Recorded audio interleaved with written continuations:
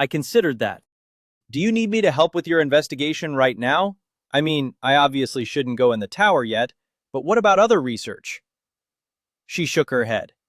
No, not yet. Focus on improving your skills. You should make certain to get your attunement to carnelian status before you visit the tower again. You'll be much more likely to survive that way. Yeah, fair enough. Surviving is one of my favorite things to do. From the way Orden was starting to glance back toward the paperwork on her desk, I got the message that she was done with the conversation. I took a step back toward the door. Okay, that makes sense. Do you have any idea when you might need me in there? Orden pursed her lips. I can't say. You should prepare as quickly as possible. Even the first floor will be much more dangerous than what you faced in the judgment. I would advise trying to reach carnelian status within 3 months. Sooner would be better. 3 months to hit carnelian. One more thing to work on. I'll do my best to improve my enchanting as quickly as possible. She scratched her nose before replying. Good. You should also study the tower itself as well. Even if I do not end up bringing you into the tower to investigate this situation, students are generally sent back into the tower, accompanied by a teacher, for a test at the end of the year. Thus, you should focus heavily on preparing for another visit to the tower either way. Got it. Orden gave me a curt nod. Excellent. I hope that the voice can clarify this situation in general, especially whether Katashi wants you dead. I will try to determine that as quickly as possible. I nodded in return. And if Katashi does want me dead, I should be preparing to fight him when I go back to the tower? Oh, goddess, no, child. If Katashi decides to attack us directly, you should be prepared to die. We concluded our talk quickly after that, and she sent me on my way with one last instruction. Don't discuss what happened in the tower with anyone who isn't already aware of it. We need more information before we raise any alarms. I wasn't pleased by that, but I understood her reasoning. What about my sister? You may consult with Jin if you need assistance, since he's already gotten himself involved, but we can't risk dragging anyone else into this situation. Understood? Understood.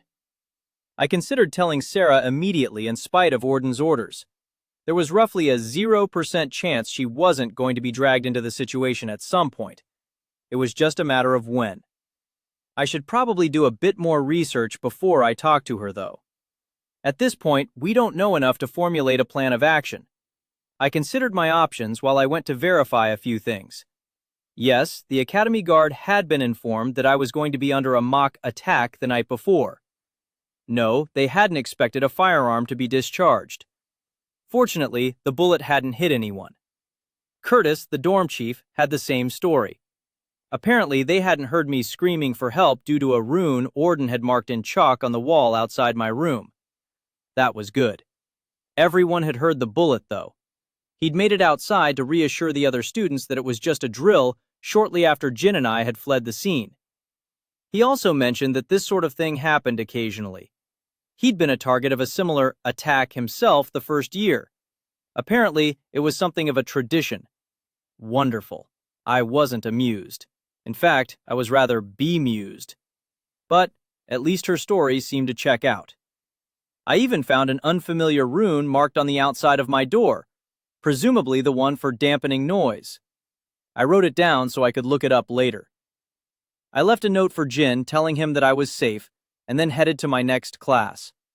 I'd tell Sarah that everything was okay at dinner as planned. Hopefully I'd have a better idea of what I was actually willing to tell her by then.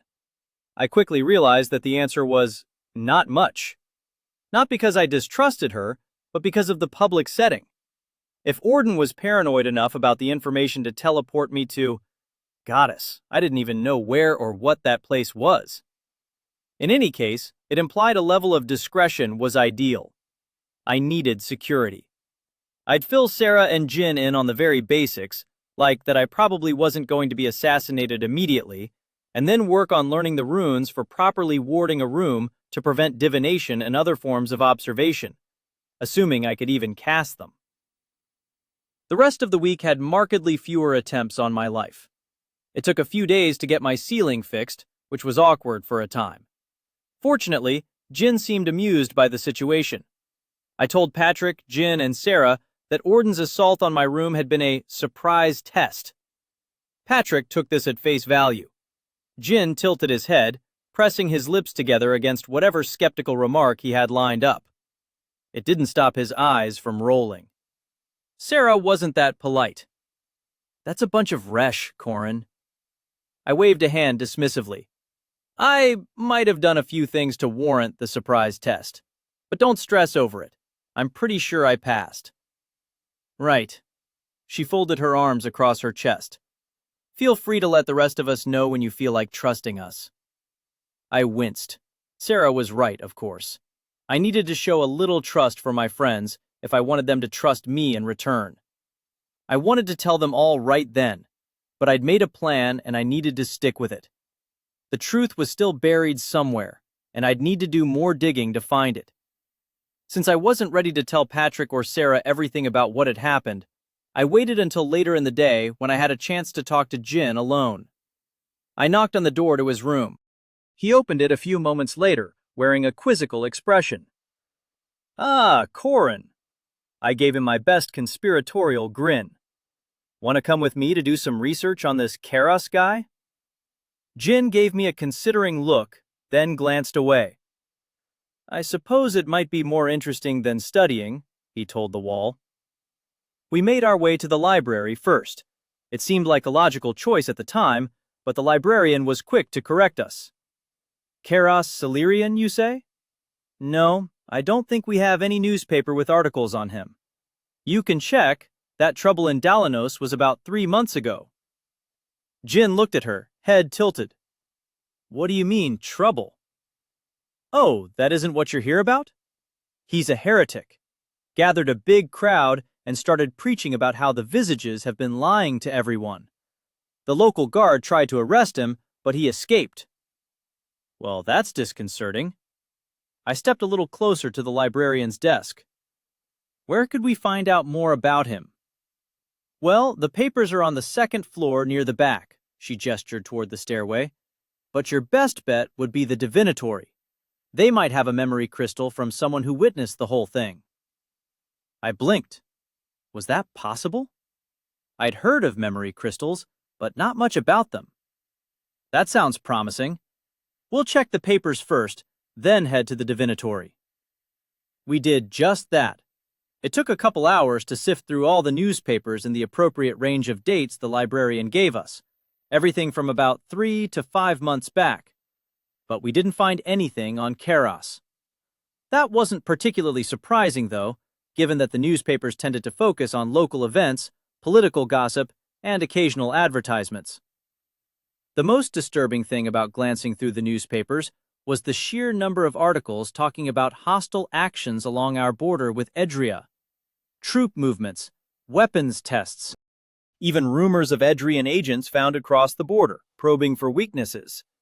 Could a war with Edria be what Karos was talking about in Dalanos? If so, is he trying to cause a war, prevent one, or something else entirely? I needed to know more. We headed to the divinatory next. I went straight to the front desk. Excuse me, we're looking for information on someone named Karos Salirian. Would you happen to have any memory crystals or other information related to him? The second-year student behind the counter scratched his chin.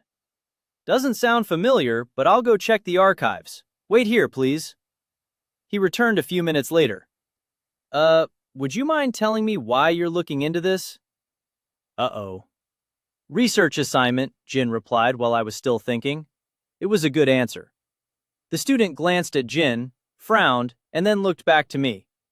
I'm afraid all information on Karos Salirian is currently in the restricted archives. Do you have an authorization slip from your professor? I shook my head. No, it must have slipped her mind. I don't suppose you'd be willing to let us take a quick look. Definitely not. I'm not sure I could get you anything even if you had an authorization slip. It's in a classified section of the archives beyond my security level. If your teacher wants you to see this, she'd be best off coming here herself and talking to the researcher. I pondered my reply for a moment. All right, we'll talk to our teacher. Thanks. Sure. Sorry I couldn't help. We headed back to my dorm room to discuss things. Jin leaned back against the wall, wearing a thoughtful expression. Should we ask Warden to go pick this up for us? I think if she was willing to do that, she probably would have already. I have a feeling this is probably another test. Jin nodded, seeming to reach a conclusion.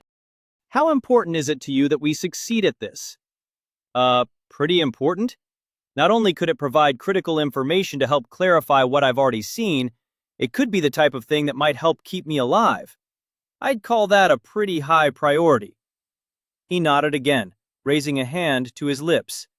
Do you have some of your civilian clothing? Maybe a scarf or a coat that isn't part of the standard uniform? I blinked.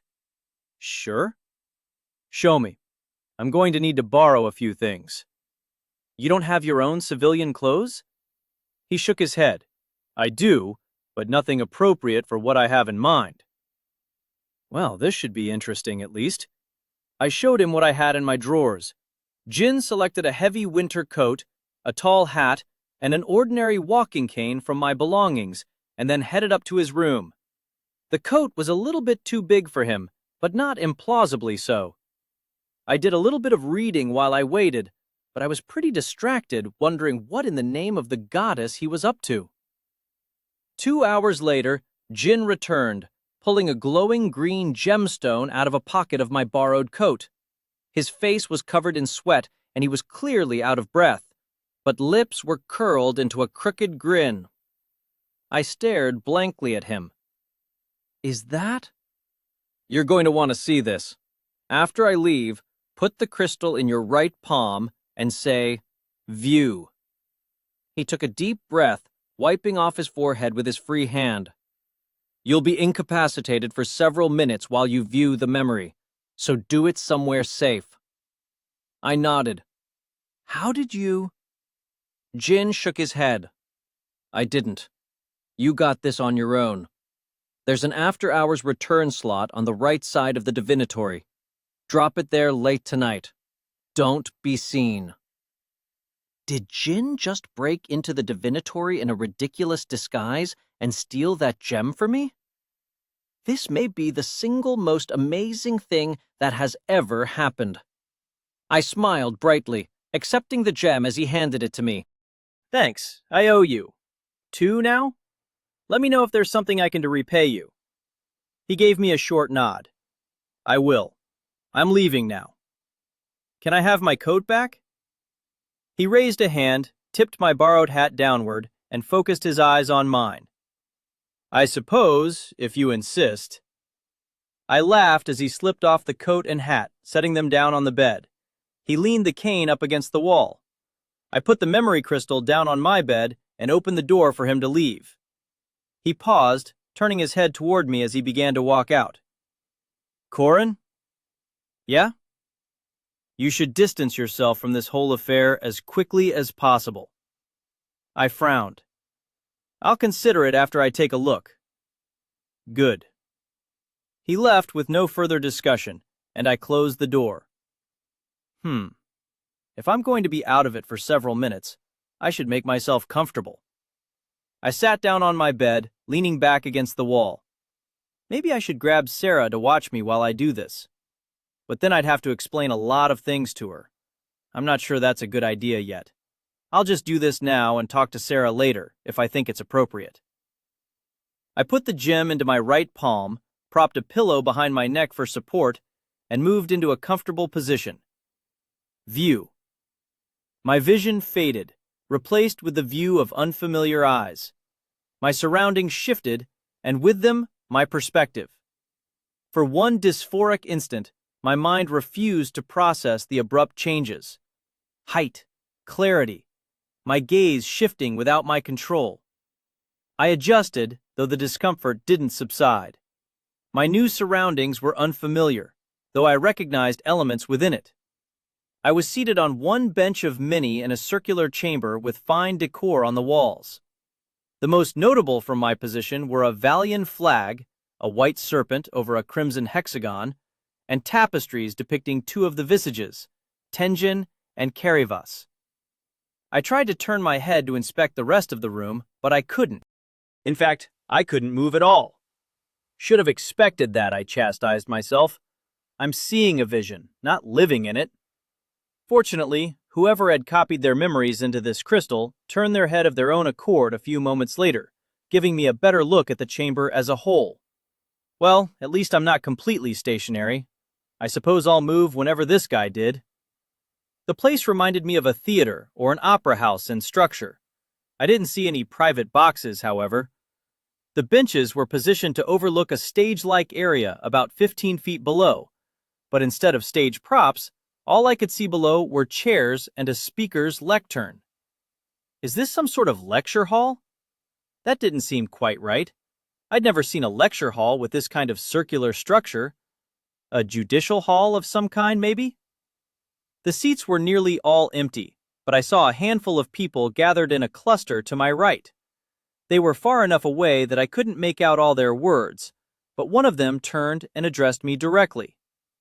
"He's coming. Watch this closely. We may need to inspect the details later." The speaker was an older man with a gray beard and a scar under his left eye. I stood up. "Yes, sir." The voice that emitted from where I was standing was strong and deep, most likely an adult male. "Should I—" My hand reached down, indicating a saber that was sheathed on my hip. The older man smiled. "We'll take care of that side of things if it comes to it. You just focus on staying safe." I nodded. "Yes, sir." The older man turned back to the collection of figures around him as they began to disperse. As the crowd separated, I finally noticed someone I recognized. A woman in her 40s in an immaculate dueling tunic, her hair raised into a bun, a sheathed saber at her side. My mother, dressed for a fight. She moved to a position on the exact opposite side from where I was standing.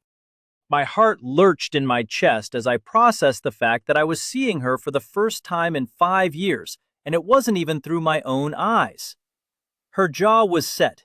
Her expression was grim. Something was bothering her, but she didn't say anything aloud. Where the rish was this? What was I seeing? There was a rapping sound from below. Someone was knocking on a door to the lower stage area. I stepped forward and glanced down, seeing a door open on the lower level. 2 men in the coppery armor of the Soaring Wings Guard stepped in first. Karas Celerin followed them into the room. The guard shut the door behind him. Karas was wearing his mask, but not his long coat or belt. His sword was absent. He was wearing a fairly standard tunic. No knives in the back like the one he'd been wearing in the tower. As far as I could tell, he was unarmed.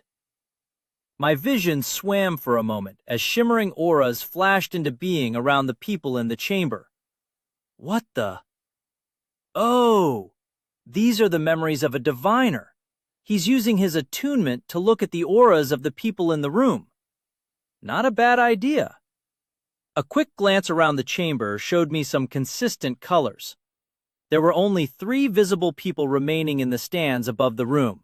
The older man, my mother, and a brown-haired woman who looked to be in her 20s. All 3 of them had auras in a similar color range, yellow with a hint of green. So they're either citrine or emerald. That's pretty impressive, given that there are only supposed to be a handful of emeralds on the continent.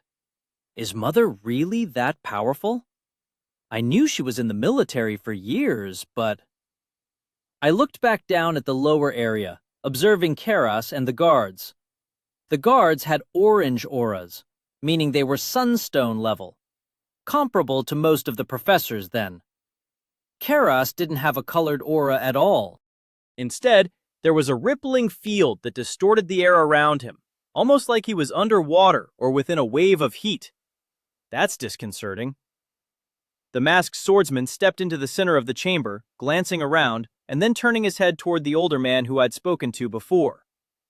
"Do I have the honor of addressing Tenjin, the Visage of Insight?" The older man laughed. "Ha, no, I'm not quite that ancient, I'm afraid. I'm Counselor Gerald Lanoy, the Visage's adjutant. This is Counselor Lyron," he gestured at my mother, "and Counselor Theus," he waved at the other woman. Keras scratches his chin. Counselors? Meaning members of your Council of Lords? Correct, Counselor Lenoy confirmed. His tone was paternal. I understand that you're not a Valian native, so you might be unfamiliar with our governing process. The masked man waved to stop him. I understand the basics. I must admit to being a bit disappointed, however. I mean no disrespect, but I was informed that I would be meeting with the Visage. Why the change? Regrettably, such a meeting will not be possible, the counselor said. I'm afraid that our noble allies in Dalanos have declared you guilty of heresy and filed for your immediate extradition. Kedas's hands briefly balled into fists, then reopened. This was a trap, then. Counselor Lenoy sighed. Not a trap, sir. I read your request for the meeting and approved it personally before the extradition request came to us. I admit to being intrigued by your claims, and were the situation different... Kedas took a step forward. The guards tensed, moving hands toward weapon hilts, but Counselor Lenoy raised a hand to stop them. Kedas leaned back and folded his arms. The situation can be different. Let me speak to the Visage before you send me to Dalanos. I suspect he would be willing to dispel these claims of heresy personally if he heard my message. Counselor Theas raised a hand to her forehead, closed her eyes, and then turned her head toward Counselor Lenoy. They're waiting outside. Counselor Lenoy nodded in response, then turned back to Keras. I regret to say this, sir, but you are under arrest for the crime of heresy in the Kingdom of Dalanos. I would like to ask you to cooperate.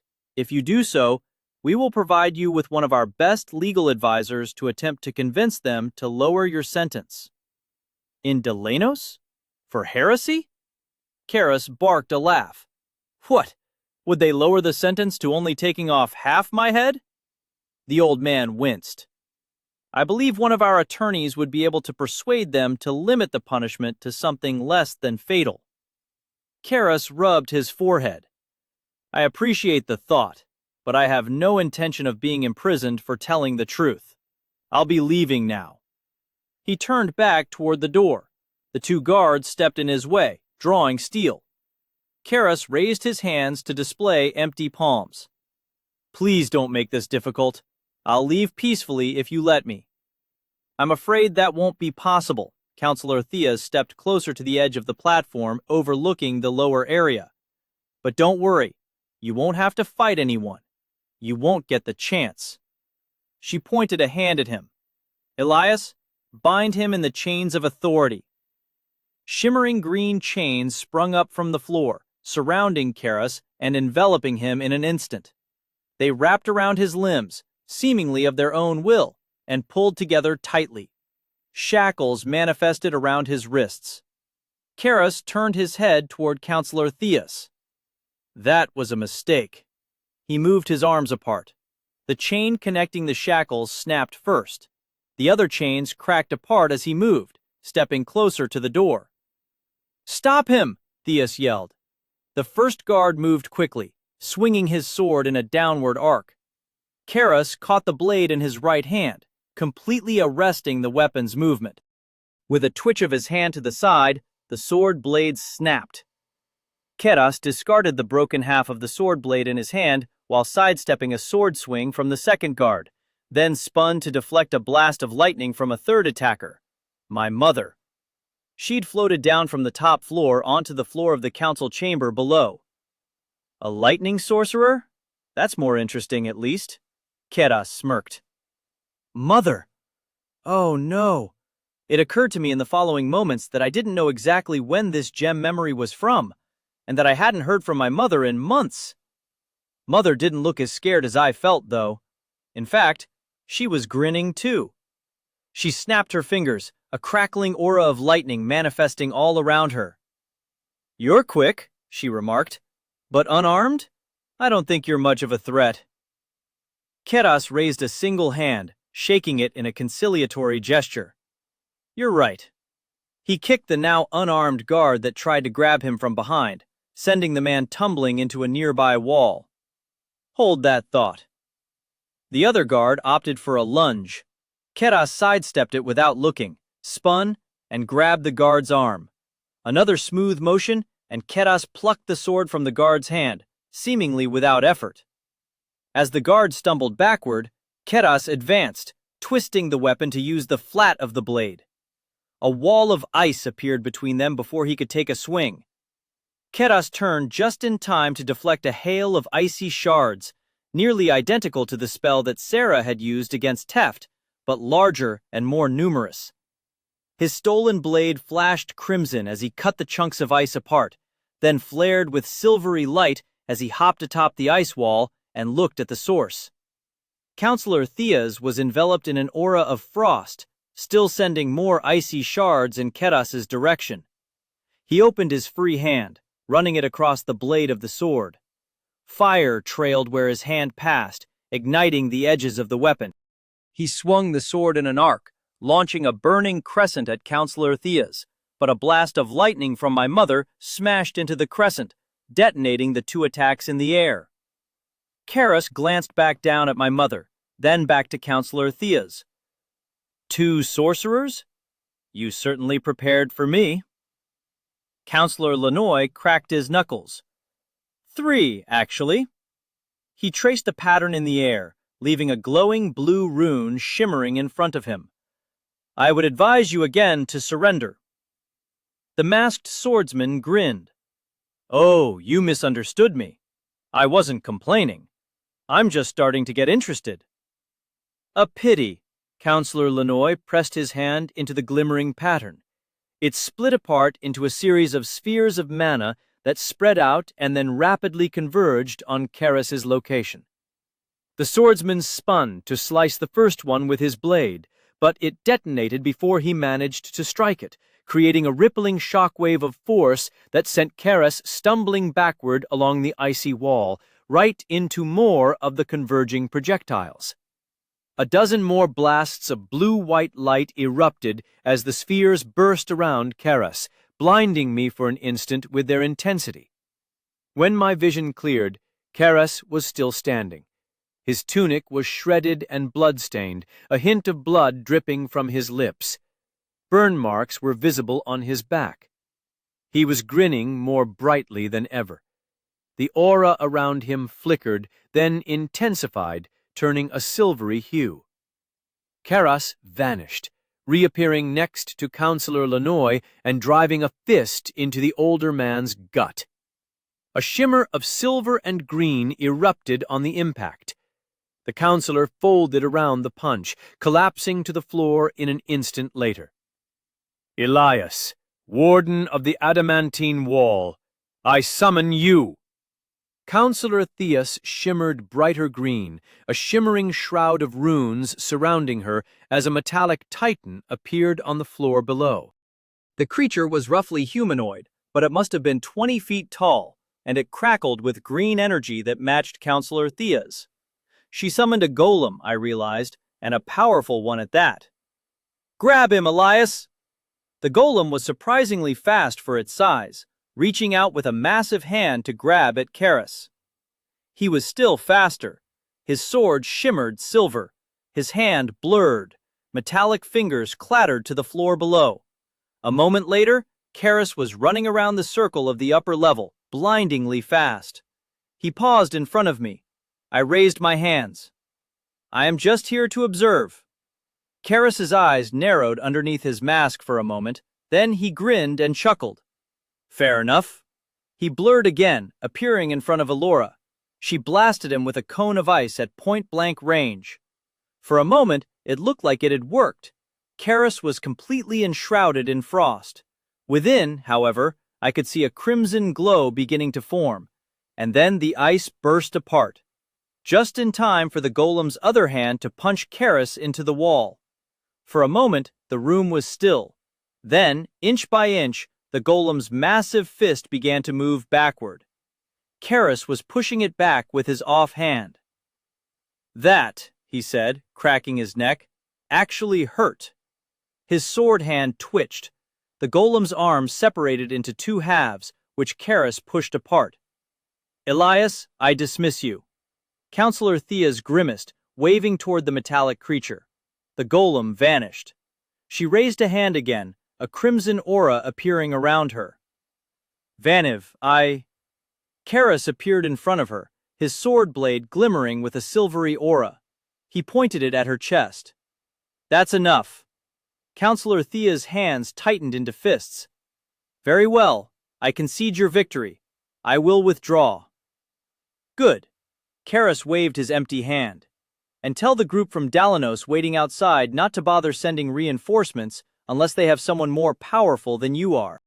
Thea's looked like she was going to say something else, but she was interrupted by a blast of flame annihilating the floor below Karas and enveloping his entire form. My mother had moved to the position just beneath him on the lower level and blasted upward. Since she was on the level below, he had no way to see it coming. Karas hit the floor right in front of her, smoke trailing off his body. He was covered in scorch marks now. She'd obviously hurt him. But the burns weren't nearly enough to account for the intensity of the flames.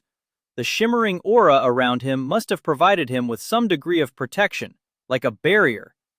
He was in a kneeling position when he recovered from the blast.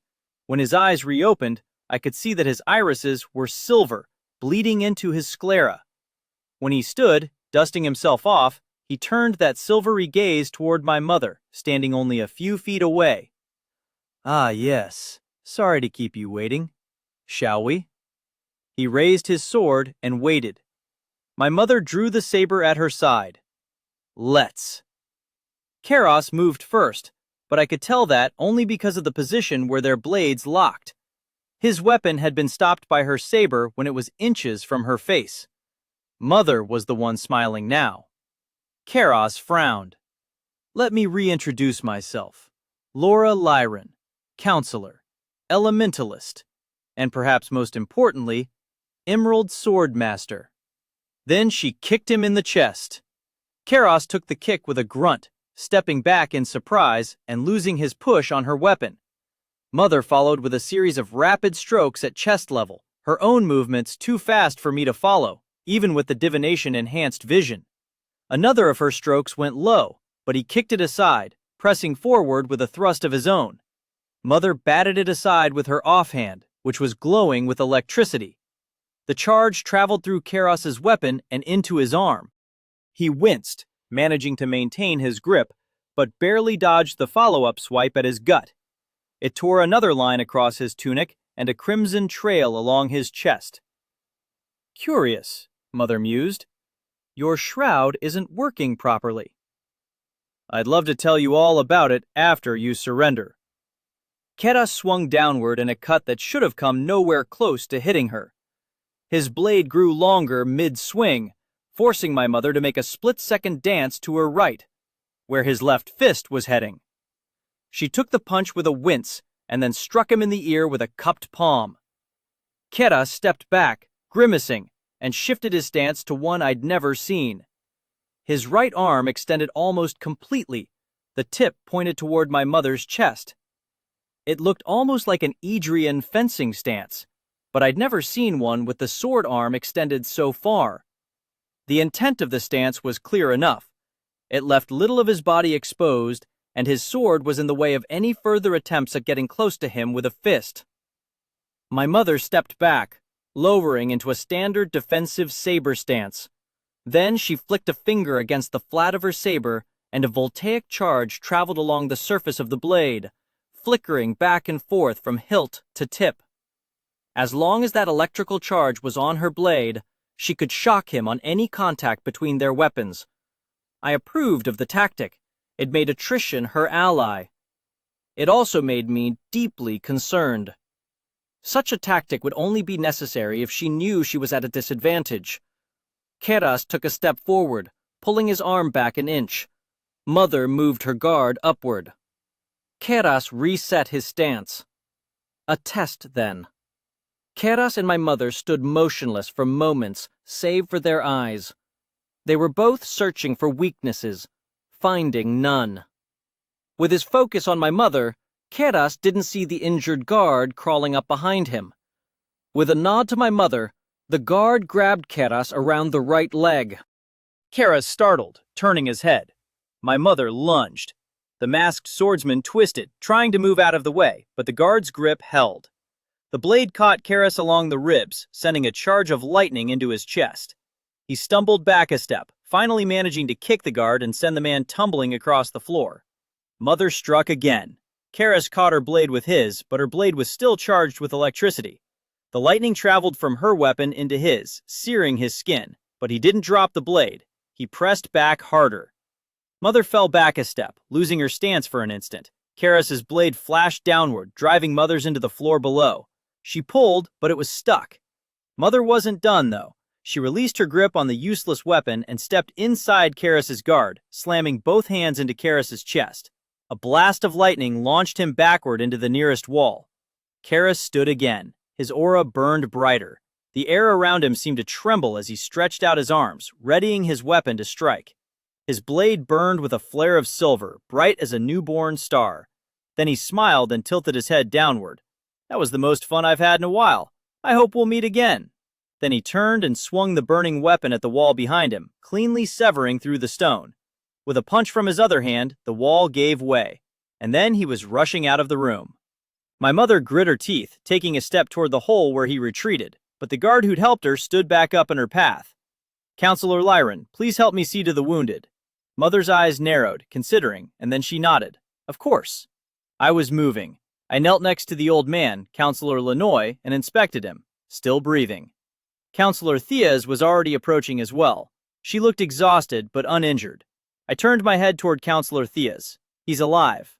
We were very lucky." A Counselor Thiaz knelt down at his side. "No," my voice replied. "He chose to be merciful." My vision froze after that, shifting in a blinding instant back to my own eyes. I turned the gem over in my hand, trembling as I considered what I'd just seen. Keras was there to meet with Tenjin, and they tried to arrest him. It follows that the ambush probably made Keras unhappy with everyone involved. And Tenjin has been missing for weeks now. Resh. Did Keras hurt one of the visages? That would certainly explain why he was imprisoned in the tower if it was the case. I frowned. And Mother was there. Mother fought against Keras, and she handled herself better than any of the others did. I knew she could fight, but that was pretty impressive. When'd she get a second attunement? That last part didn't really matter. I was glad she'd made it out of there alive, but I'd barely talked to my mother since she'd left. While I certainly felt a pang of fear for her when I'd seen her there, now I was more interested in why she was involved. She clearly knew more about Keras than I did if she was involved in an attempted arrest. I was nowhere near ready to reconcile with my mother after years apart, but this gave me a very good reason to write her a letter. I needed all the information I could get. Dear Mother, it's been too long since we last spoke. Unfortunately, this letter is less about personal matters and more about a pressing concern. I have recently become peripherally involved in a situation regarding a man named Keras Salirian. I understand that you have also been somewhat involved in this matter, and thus I would like to discuss things with you, either by missive or in person, at your discretion. In specific, I am seeking any information about his present location and disposition. I hope you will be able to provide me with some insight. I also hope you are well. Corinne. I handed the letter off at the courier station, paid them, and headed back to my room to ruminate for a bit. It felt a little cold for the first message I'd sent to my mother in years. Still, she hadn't exactly gone out of her way to see me, so any obligation I felt was tinged with bitterness. When evening came, I dropped the memory crystal off in the spot Jin had indicated. I had more questions than ever about this. Hopefully, my mother would have answers. In the meantime, I did have one more person I could ask. Professor Orden, can we talk? Orden frowned at me, pushing a lock of dark hair out of her eyes. Back so soon? I closed the door behind me before responding. I have information to discuss, I said, turning back to her. Can we speak in a safe location? She sighed. Very well. She walked over, placing a hand on my shoulder and muttering the words to her veiled teleport spell.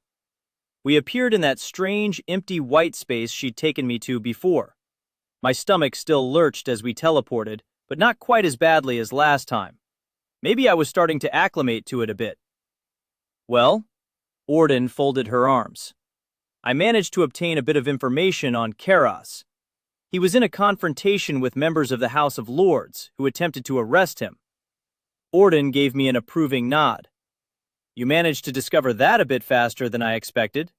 Found out from your mother, I assume? I shook my head, only in the aftermath of making the gesture realizing that maybe I should have claimed that as my method. Well, too late now. I obtained and watched a memory crystal of the event. She lifted an eyebrow. Fascinating. I wonder how you managed such a thing.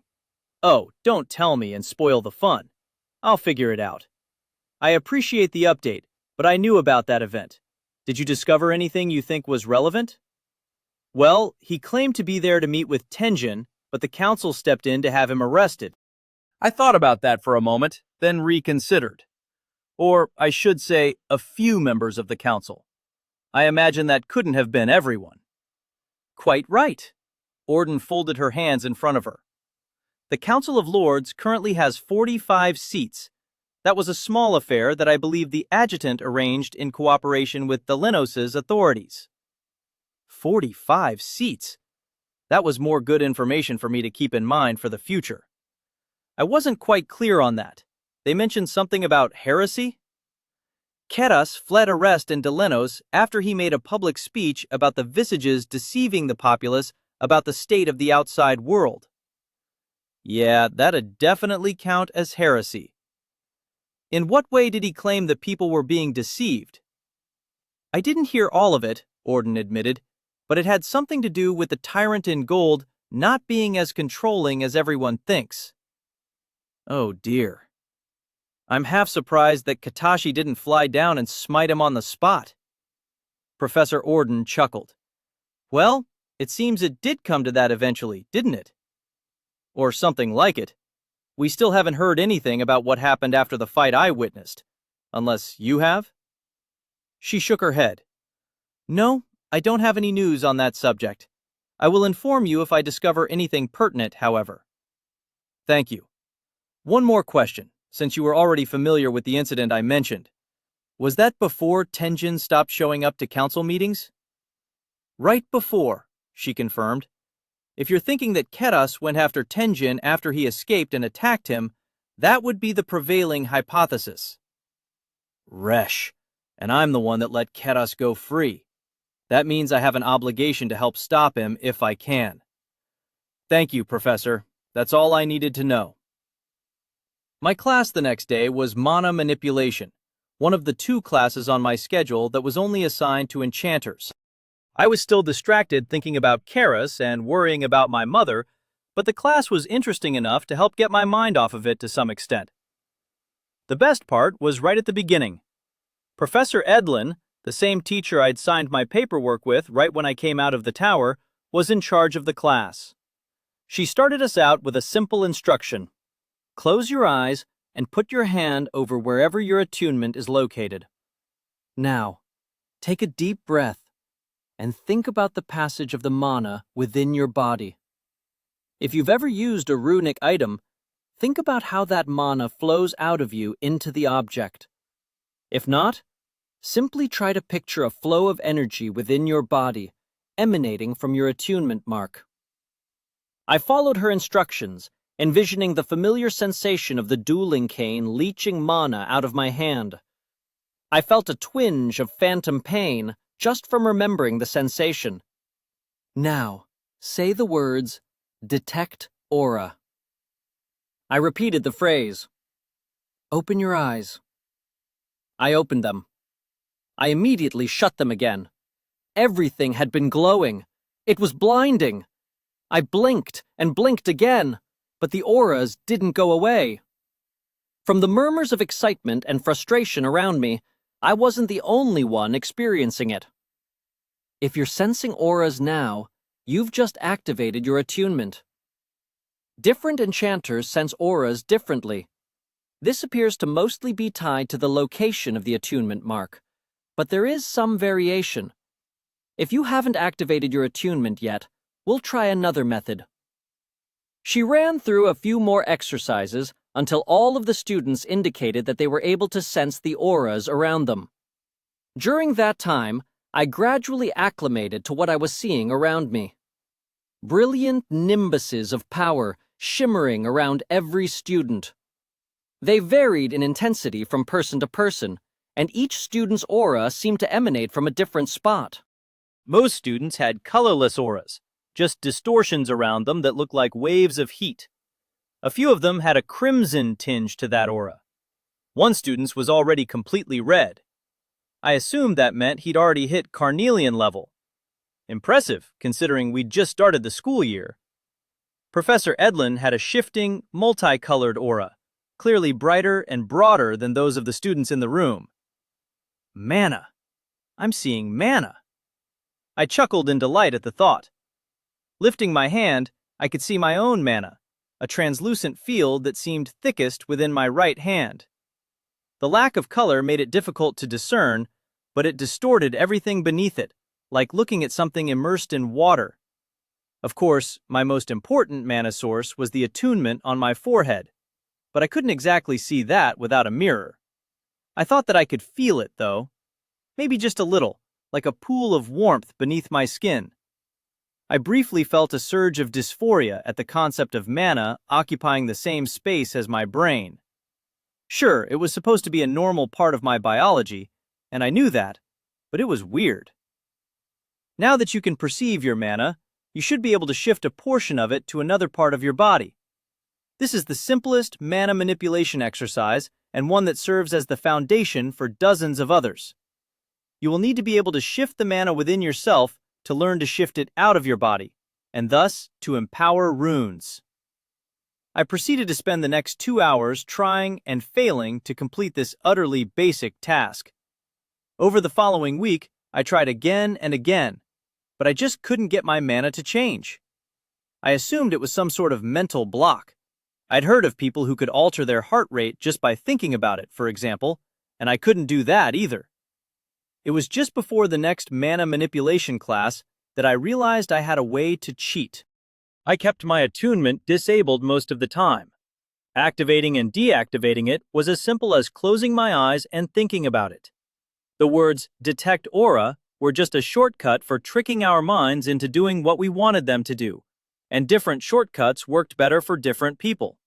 I didn't need that one. Since it was easy for me to perceive my own aura, I realized that if I wanted to move it on my own, I should try focusing on it while it was being manipulated by something else. Namely, while practicing with my dueling cane. My next 2 dueling classes didn't actually put me on the stage. They were focused around tactics and technique, with a few other students bearing the brunt of Lord Teft's antics.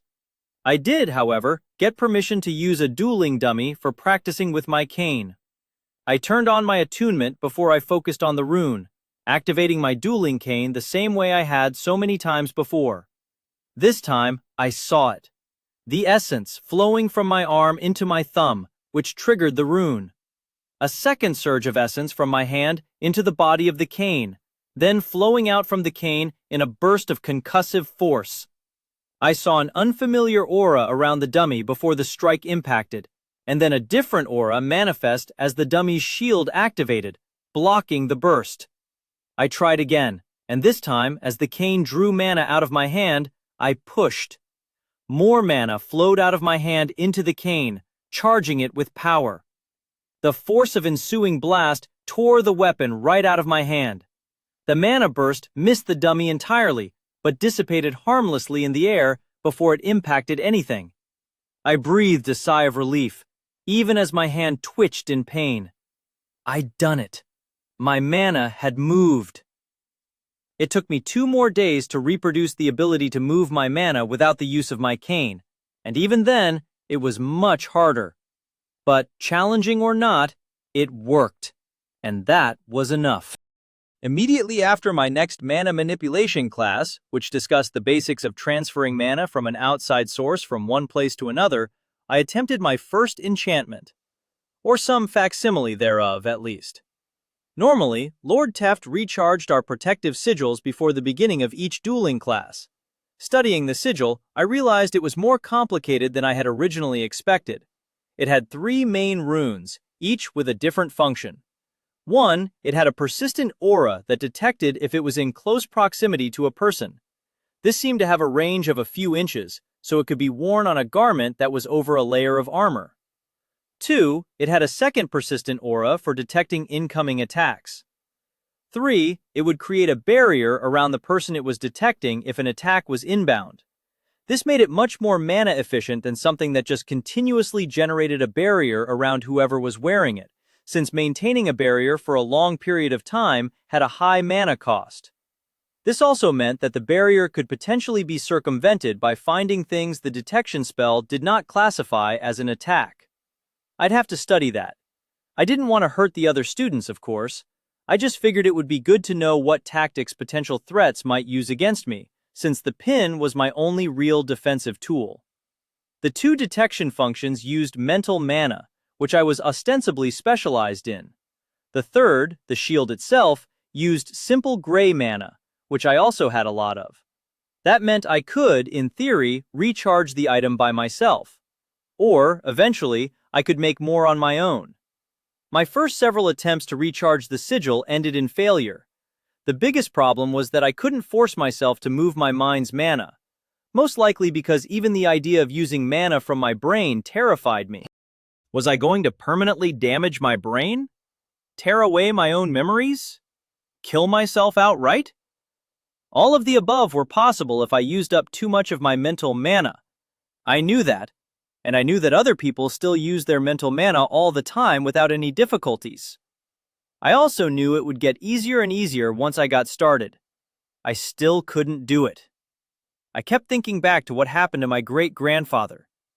Alaric Cadence had been the pride of our family. He was a war hero, famous for ending the 6-year war between Valia and Adria in a duel. He was the one who elevated our family from merchants to the noble House of Cadence as a reward for his victory. He was the reason my father and my uncle had become duelists. They'd lived in his shadow, just as I always would. And he had died without recognizing his own son's face. He'd only been 40 years old when it happened. No hero was immune to the costs of war. In Alaric Cadence's case, the price had been subtle at first. He'd laugh about forgetting something simple, like where he'd put a piece of clothing. Absent-mindedness that anyone could easily dismiss. Forgetting a few faces of people he hadn't seen in years? No problem. By the time it was obvious that he was overusing his mental mana, he could barely care for himself. Our family spent every resource at their disposal seeking answers, but it was futile.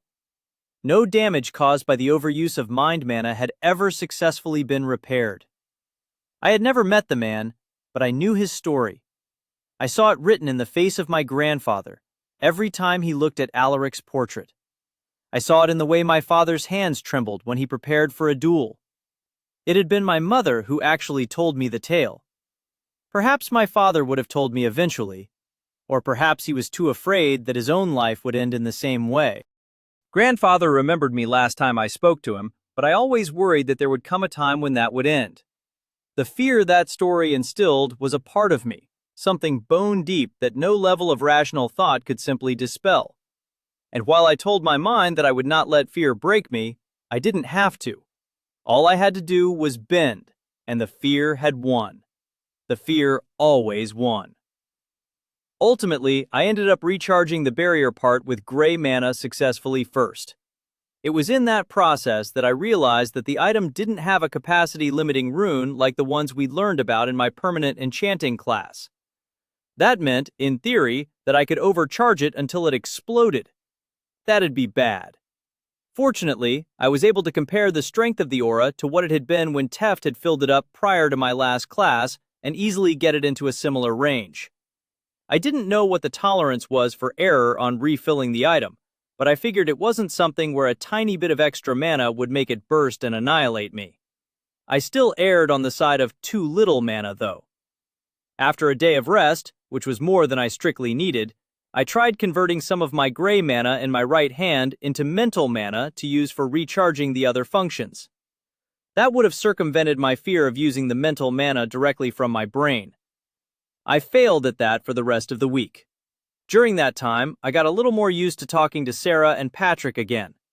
Roland remained taciturn, but I saw him from time to time as well. I didn't see much of Jin. In the following week, I hope to get a little more insight into my mana conversion problem in my attunement class. Magic theory class talked a lot about the ideas behind attunements, but the attunement class was where we learned more about the exercises and practical applications of all attunements. Converting mana from one type to another was something every attuned would have to do eventually, so it was something we'd be practicing in there.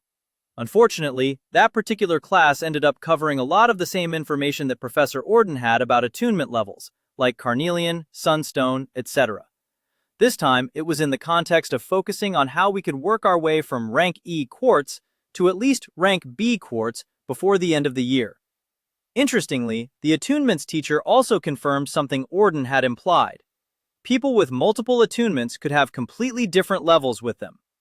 Orden had called herself a carnelian level enchanter, but she was conceivably much more powerful at illusions or summoning or whatever other strange attunement she had. The power of an attunement corresponded to the amount of mana in that specific part of the body, so I'd have to train my mental mana in order to make my attunement stronger. That was going to be a problem.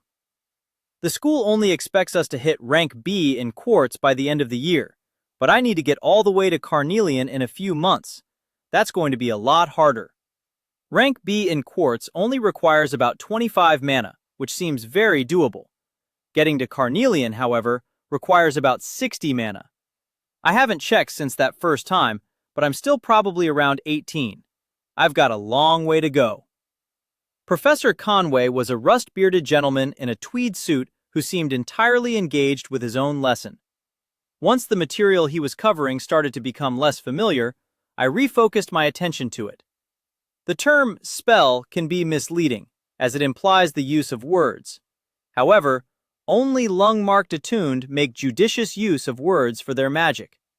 When a guardian focuses their shroud around their hand before punching someone, the guardian is using mana, and thus we classify that as a spell.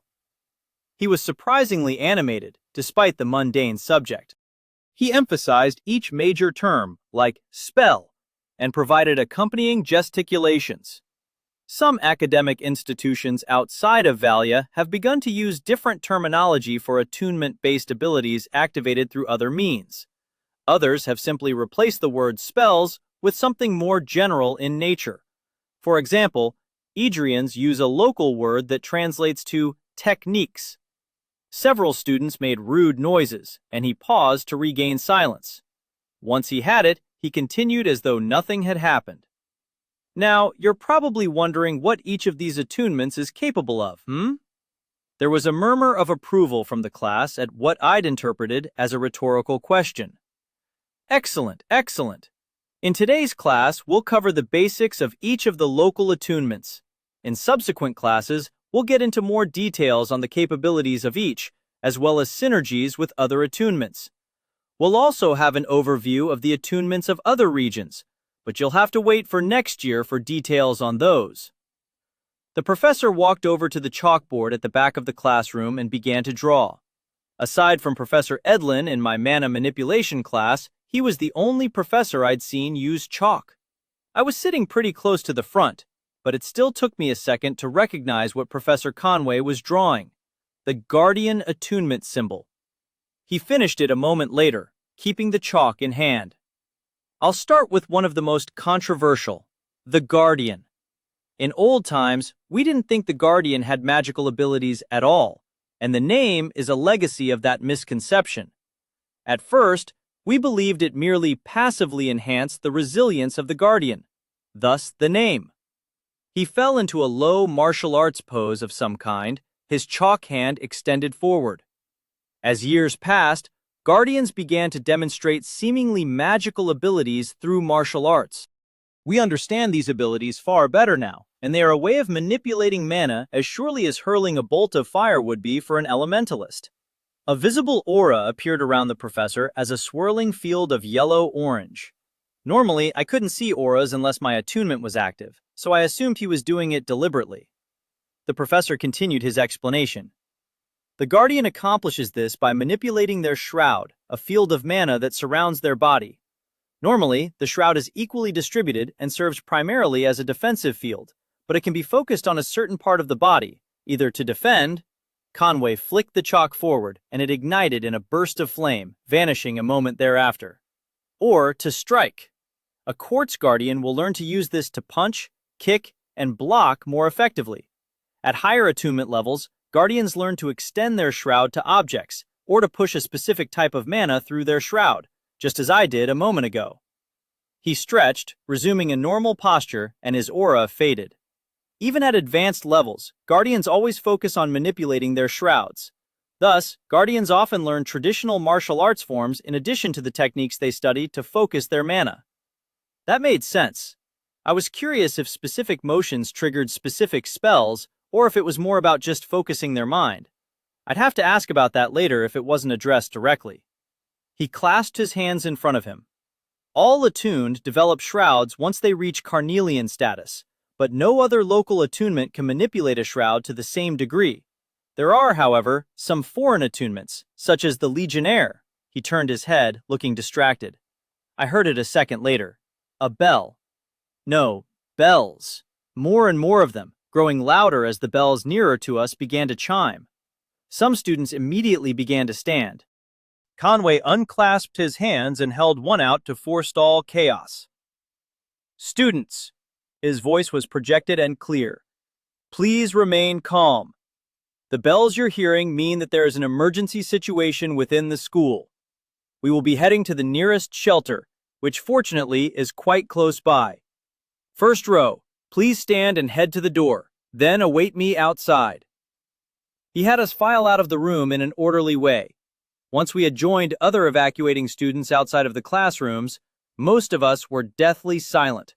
But I heard a few whispers. Dangerous, said a few of them. Scared was among the most popular. Monsters was the most important. I got the general idea. Our school was probably under attack. Given the fact that both Teft and Orden had shown a proclivity toward testing their students, I considered the possibility that this was just some sort of drill. There had been invasion drills at school when I was younger. That school had been close enough to the Adrian border to warrant them. I discounted that possibility when I saw the winged figures in the air. There must have been dozens, no, hundreds of them. They all shared some characteristics. Wings, obviously, as well as vicious claws. Beyond that, though, I noted a variety of shapes and sizes of the flyers. Some looked almost humanoid, whereas others looked like giant birds or winged lizards. Too many to be illusions. How did they get this far? There weren't any wild monsters near the city. That meant these creatures were probably from the Spire, which was close by. Spire monsters almost never left home, though. I hadn't heard of it happening in my lifetime, but there were stories. My father had a few of them. In general, the soaring wings took care of any small groups of monsters that somehow managed to follow someone out the tower gates, usually a fleeing climber who had gotten in over their head. The other cases were cautionary tales. Stories about vast waves of monsters, or a handful of titanic ones, exiting the tower to dispense the will of the visages. If the soaring wings hadn't stopped these monsters, that meant there were either too many for the guard to handle, or they'd let the monsters through deliberately at the behest of a visage.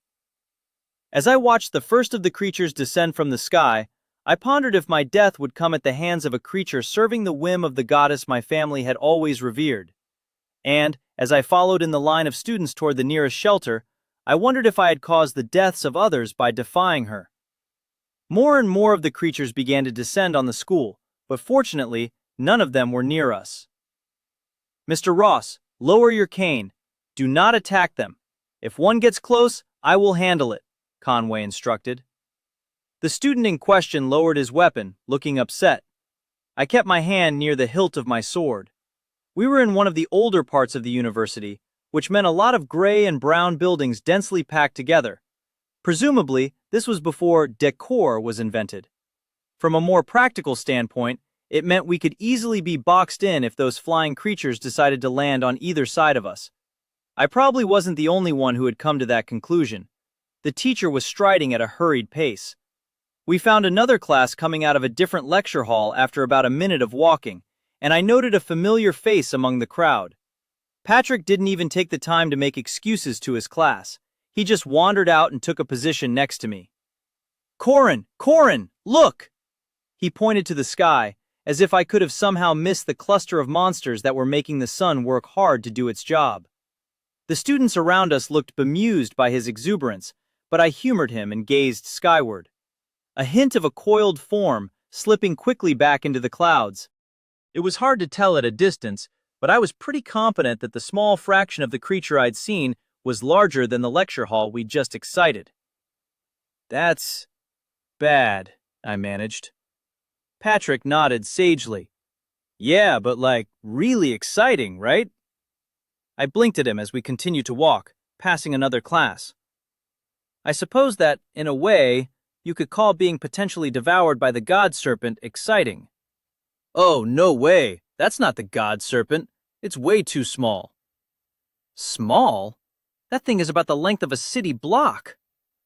He was nonplussed by my skeptical thoughts, continuing, Oh, I think that's Mizuchi. Yeah, look at the purple tint on the scales on her belly. I glanced upward again, and yeah, some of the scales, each of which was about the size of a castle door, did have a lilac hue. Most of the other scales were silvery white, like the ones I'd seen on the actual God Serpent in the tower. Okay, I'm looking. What precisely is Mizuchi? One of the God Serpent's daughters, he explained. And man, she's supposed to be vicious. They call her the hero's end, since she, The other students around had stopped glaring, and they actually seemed to be paying attention now. We were continuing toward the shelter at a steady pace, but I had no idea where that was located. I get the picture. Has she ever been outside of the tower before? Patrick shook his head. Don't think so. She's a spire guardian. They rarely are found outside. I didn't like the sound of that. What floor of the tower does she guard? She's not one of the ones that guards a floor. She goes where the visage wills, protecting things that we're not supposed to see. In addition to Hero's End, they call her the Guardian of Secrets. That sounded really bad. A monster designed to serve a visage directly was going to be nearly invincible. The size of her was intimidating enough, but that knowledge made me all the more concerned that we lacked the firepower to repel her in a confrontation. Looking up, though, I had to frown. There was no confrontation. The monsters weren't raining fire from the sky, nor were the mages below firing bolts of lightning at the monsters above. What was going on? Patrick, do you recognize the other types of monsters up there? He blinked at me and then looked up. Oh, yeah, why? What are those things? Gargoyles? He made a sound, considering. Yeah, a few of them, but not a lot. Gargoyles are solid stone, like that one. Patrick pointed at a particularly monstrous-looking creature with a gator's jaw and 4 massive arms. Those are tough, but slow and not very smart. They're just animated by magic. Those scalier ones, with the leathery wings, those are urgoyles. They're flesh and blood. Much easier to hurt, but smarter. And the ones that look like fashion models with wings? Carvensi. They're tougher than gargoyles, as smart as humans, and a few of them even use magic. Looking closer, it looked like groups of the urgoyles and gargoyles were clustering around individual Carvensi, which made things scarier when I realized the implication. They're organized. I saw one of the Carvensi point a finger and a trio of urgoyles descended on a distant part of the school. I really hope Sarah is already in a shelter. I can't rely on hope in a situation like this, though. Patrick, do you know where Sarah is? He shook his head, looking pained. No, sorry. Haven't seen her since the morning. Oh, Rish, that's bad. A part of me wanted to break off from the growing crowd. More classes were falling into columns near us, and search for her. I didn't have any idea where to begin, though. More importantly, if these things were here for me, being near Sarah might have actually put her in more danger. I hope she found one of the other shelters. They seem like our best chances to survive. Seeing Mizuchi's shape dip below the line of the clouds again, though, I had to wonder if even the shelters would be enough. We were approaching a large stone building, and the teachers at the front of the lines were beginning to point and talk to each other. I couldn't quite hear what they were saying, but I got the impression we just reached the shelter. "Stop here," Conway instructed. "There's only one entrance, so the classes are going to file in one at a time. Don't worry, there should be plenty of time." A figure slammed into the ground in front of the entrance, cracking the pavement. At least 8 feet tall, with a wingspan broader than his height. His skin was dark gray like the stone of the gargoyles, but this was no cumbersome beast of rock. A Carvensi. Tiny rocks were floating in the air around him, and I thought I could see the crackling of electricity a few inches from his body. "One moment," Conway told us, then spun on his heels. Students and other professors alike backed away from the creature as it stood up to its full height, stretching its wings. Professor Conway walked right up to it, turning his head upward to meet the creature's golden irises. "You, sirrah," Conway said, "are blocking our way." The Carvensi stared down at him, leaning in closer. Conway stood up a bit taller. I could feel a pressure building in the air, like the tension between them was forcing the air out of my lungs. It lasted several moments before the Carvensi turned its head away, scanning the crowd, and then ducked and launched itself back into the air. Professor Conway watched the creature depart, and then waved to another teacher. "Professor Vanway, you may lead your students inside." We cheered and clapped at the display, but Conway quickly silenced us with a gesture. "No time for celebrations. We will proceed in an orderly fashion." And we did. It took several minutes for each of the gathered classes to file inside. Once within the building, we were guided toward a stairway that led downward into a large underground tunnel system. Runes flashed on the walls of the tunnels as we approached, lighting mana-burning lanterns that looked ancient and disused. We began to pass doors on either side of the tunnel, but they were locked shut and covered with a broader variety of runic etchings. There were more there than I'd seen outside the doors of the tower itself. I wanted to stop and write them down for later study, but the crowd was moving at a steady pace. We eventually reached a fork in the tunnels, taking the left passage, and proceeded through an open doorway into a huge chamber. Filled with wooden desks and benches, but with the walls covered with pristine tapestries symbolizing the various god beasts and visages, it reminded me of a cross between a mess hall and the audience chamber of a king. There was no king here, however, nor any sign of Chancellor Wallace. Most of the few teachers gathered looked as nervous as the students, but Conway still looked taciturn. There were students coming in through 3 other entrances to the chamber, but even so, those present only represented a fraction of the school's population. I hoped there were several other safe houses, or whatever this was, throughout the school. The teachers guided us towards seats. I scanned the crowd for Sarah, Roland, and Jin, but I didn't find any of them. I was just about to take my seat when the room began to shake. Dust and pebbles rained from the ceiling, and the tremors stopped as quickly as they had started. Students exchanged nervous whispers. Patrick and I looked at each other, but remained silent. This place must have magic to keep it stable in case of an attack, otherwise it wouldn't have much of a point. As much as I tried to reassure myself, though, the tremor had scared me more than even the sight of Mizuchi. Being crushed to death beneath thousands of tons of rock was not my idea of a good way to go. I tapped my foot, trying not to contemplate the horrible ways this could end. What am I doing here? Monsters I can deal with, but there's nothing I can do if this place collapses. I could hear a few people taking the situation worse than I was, crying into a friend's shoulder or refusing to sit down. A cluster of teachers had gathered near the front of the room, discussing in hushed tones. After a second bout of shaking, one of them stepped out of the circle. Teft. He flickered, and then there was another Teft nearer to me, and another across the room, and a few more. They tapped their canes on the floor in unison, creating an echoing rap that silenced the students. The original Teft was the one to speak, but I could hear his voice emanating from all of the others, presumably to make sure everyone in the room could hear him. A neat trick. Students, do not be concerned. The creatures in the skies above us are all specialized in observation. That is, they're not here for battle. They are simply looking for something. At this time, we do not believe that something is a student. Once they find what they are searching for, they will most likely leave.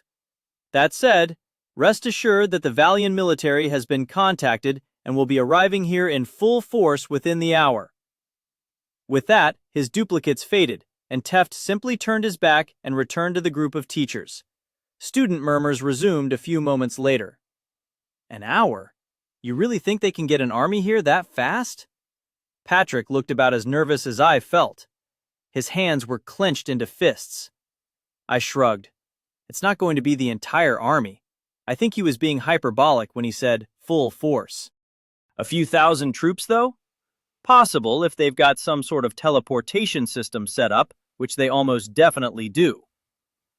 Prior to the invention of trains, I knew some individual attuned used to serve as couriers via teleportation, but there were no teleportation-based mass transit systems. That probably implied that the enchantments were too costly to use regularly, or perhaps that the military simply didn't want teleportation to be easily accessible to the public, due to the potential dangers. If Valia was one of the only nations with access to teleportation, for example, it would be unwise to let it fall into the hands of other countries. I really needed to study foreign attunements soon. I didn't even know if other countries had anything equivalent to an enchanter. Would the army really be able to stop those things, Corin? There were a lot of them up there. And Lord Teft, what he said about them scouting? That's true for the little ones, but what about Mizuchi? I didn't know what to say to that. Patrick seemed better versed in the monsters than I was. I'd focused on studying the Judgment specifically, and these kinds of monsters were from other parts of the tower. I think we're going to have to trust Teft on this. It felt awkward to say that, considering how deceptive he'd been in class, but that extreme behavior was probably for our own benefit and amusement. Probably. All right. He stood up for a minute, looking around, and then sat back down. I still don't see the others. I'd sort of given up on that. They're probably in another shelter. We just need to... There was a flash of light, and then a feeling of pressure. It was similar to what I'd sensed when Conway had faced off against the Carvensi outside, but stronger. I could feel the source before I saw it. A floating figure in the center of the room. A cloaked and hooded figure, the hood seemingly empty.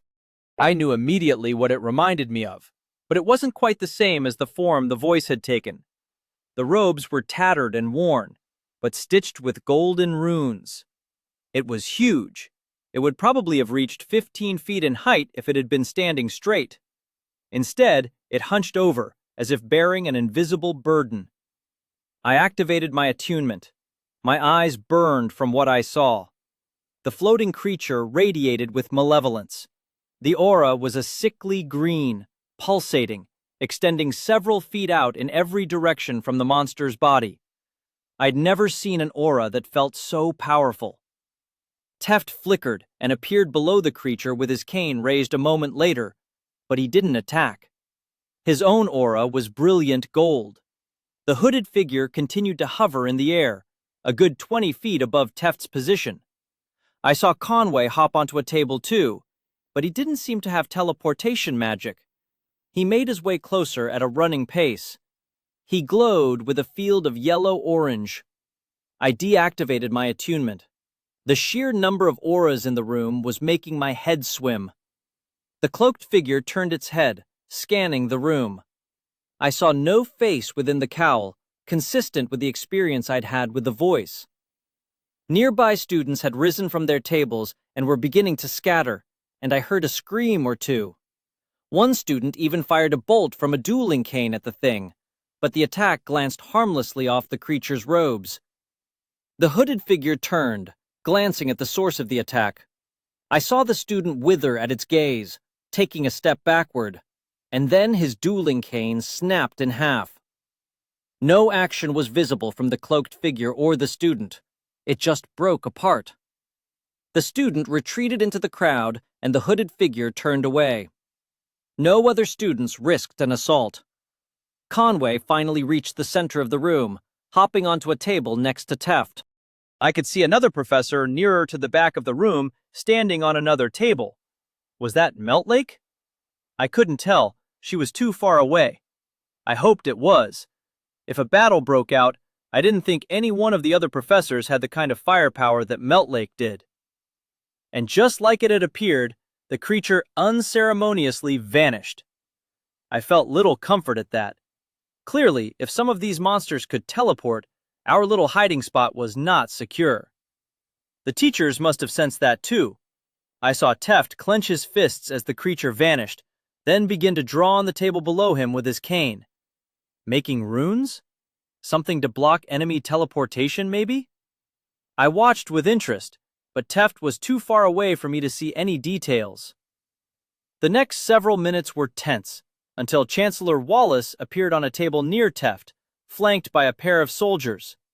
Teft walked over to the Chancellor and exchanged words. Chancellor Wallace moved to the center of the room, waving a hand and creating a glowing golden symbol in the air.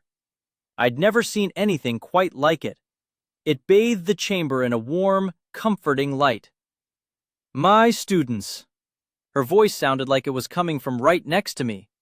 That was an even better trick than Teft's. We have determined the cause of the monster incursion and addressed the issue. They will be returning to the tower shortly. We will keep you down here for another couple hours just to be certain that the school is completely cleared of any potential threats. But the problem appears to be resolved. Most students seemed relieved. Even I was, in spite of my concerns, which made me suspect that the symbol in the middle of the room was more than just a pretty, glowy thing. Mind magic. Something to soothe us. It made sense. She'd want us to be calm and prevent any further problems. But there was clearly something wrong. The problem appears to be resolved? What is this problem she's being so vague about? I had a few ideas.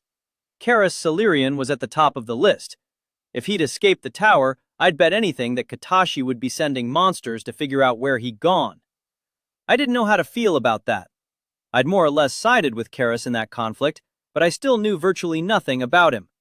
He was a foreigner, obviously. He might work for the tyrant in gold, but I couldn't be sure about that. It was only a rumor.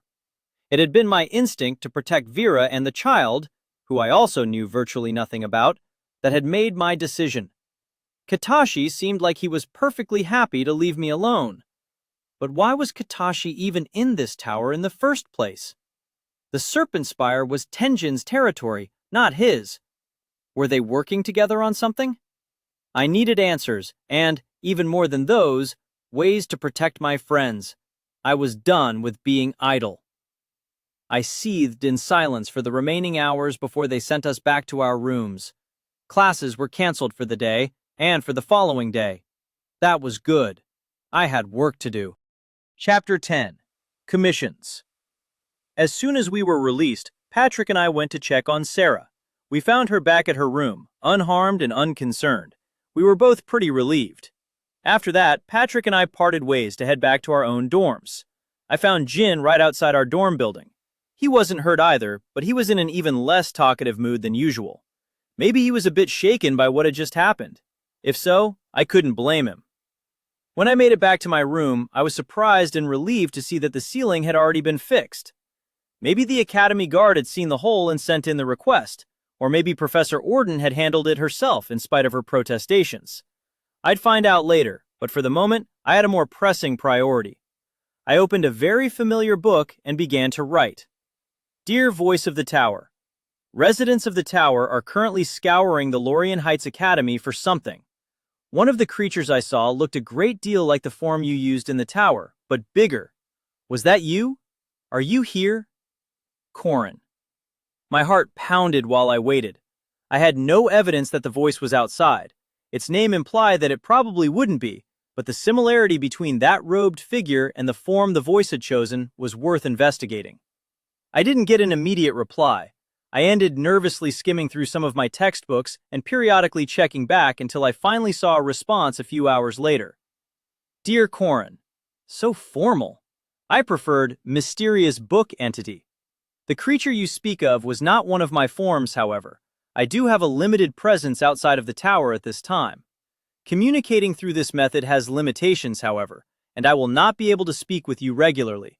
The creatures loosed from the tower were not under my command. Steps will be taken to ensure this does not occur again, but you must play your own role in fixing a problem you helped to create. How much does Lyra's know? Yours, Book. My hand trembled as I pondered my reply. The voice is nearby, and he holds me responsible for part of this. That can't be good. I guess this more or less confirms that freeing those prisoners started this situation, or at least contributed to it. At least maybe I can finally get some more information, though. I told her about Keras being loose in the tower, his conflict with Katashi, and your instructions for her to meet with you. Good. Does she know about the book? I haven't told her, but she does seem to be watching me fairly closely.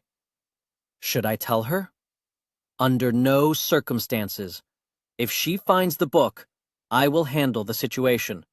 For now, it is best if she simply meets me in the tower at her soonest convenience. I bit my lip. Well, that's not suspicious or anything.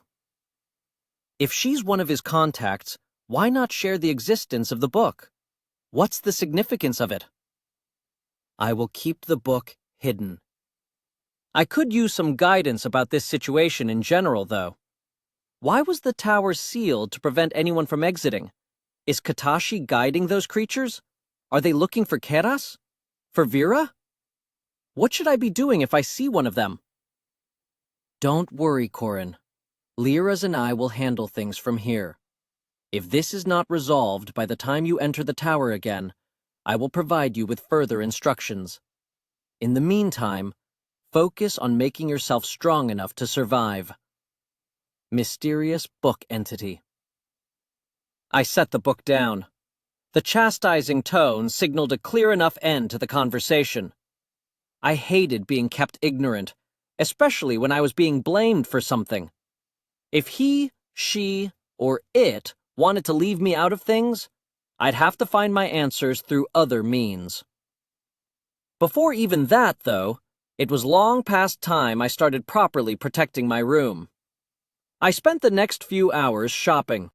The first few things I picked up were mundane: a chain for the door to replace my wooden plank, tools to fasten the chain on, and bell to ring if the door was somehow opened. After that, it was time to finally pick up some enchanting supplies. As it turns out, I couldn't afford many of them. I had a total of 22 silver sigils after saving a little bit of money from the first week, my stipend from the subsequent 2 weeks, and the handful of coins that Professor Orden had given to me. As an enchanter, I'd eventually get some materials to work with for class, but not until later in the year. There were 3 enchanting supply shops on the main campus, and one in the old university area nearer to the tower. Of them, the ones on the main campus were all similarly priced.